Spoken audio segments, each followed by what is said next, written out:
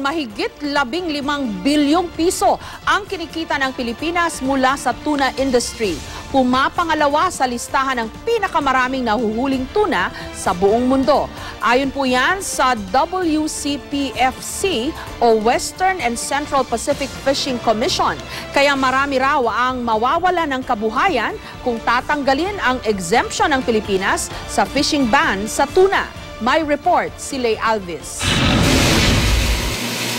Ang tuna, mapapulutan o ulam, talaga namang isa sa mga paboritong isda ng mga Pinoy.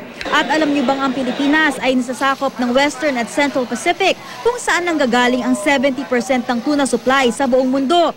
Pero nitong mga nakarang taon, napansin ng mga eksperto ang umuunting tuna supply sa rehiyon dahil daw sa sobra-sobrang pangingisda. Partikular na nanganganib ang variety na Big Eye tuna. Noong 2009, pinagbawalan muna ang lahat ng bansang kasapi sa Western and Central Pacific Fisheries Commission na manghuli ng tuna mula sa ilang bahagi ng Western Pacific High Seas. Kabilang ang mga bansang Amerika, China at Australia sa mahigit 20 bansang kasapi ng WCPFC. Totoo na may pag-aaral na dahan-dahang nauubos yung iba-ibang klaseng tuna. Hindi lang sa Pasipiko kundi sa buong mundo. This is a worldwide phenomenon.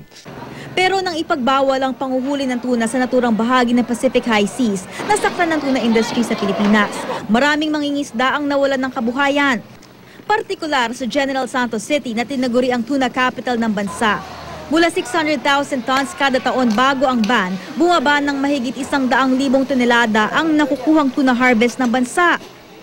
Nitong taon, nabigyan ng ban exemption ang Pilipinas bilang isa sa mga lugar kung saan nagpaparami ng tuna. Nangyari, nagbalikan lahat sa Pilipinas yung mga mangingisda. So nagkakaroon na ng away-away. Kasi limited na yung fishing ground mo. So nagsisiksikan na kayo sa isang lugar. And the effect of that is nahuhuli natin yung maliliit.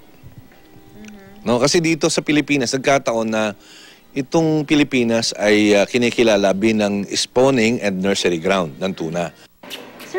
Pero umaalma ang ibang mga miyembro ng Western and Central Pacific Fisheries Commission dahil wala raw dapat ma-exempt na bansa sa ban.